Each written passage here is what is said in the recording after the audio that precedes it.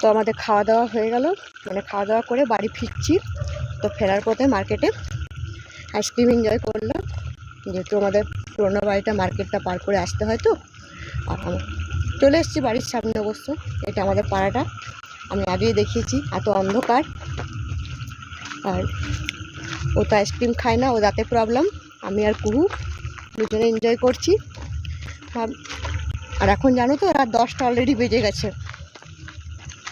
Ice cream वाला फिर ice cream तो না, আইসক্রিমটা এখানে শেষ করে নেবো, যেহেতু বাবুরা আইসক্রিম বন্ধ রয়েছে। বাড়িতে গিয়ে আইসক্রিম দেখলেও চিল্লাবে, বলবে মাম্মা আমিও খাবো।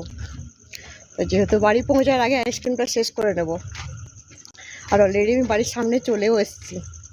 এই যে ওইদিকে অন্ধকারে দেখা যাচ্ছে না, বাট ওইখানে আমাদের বাড়িটা। আর ওইখান থেকে হয়তো 100 পা যেতে হবে। তো সবাই ভালো থেকো, গুড নাইট।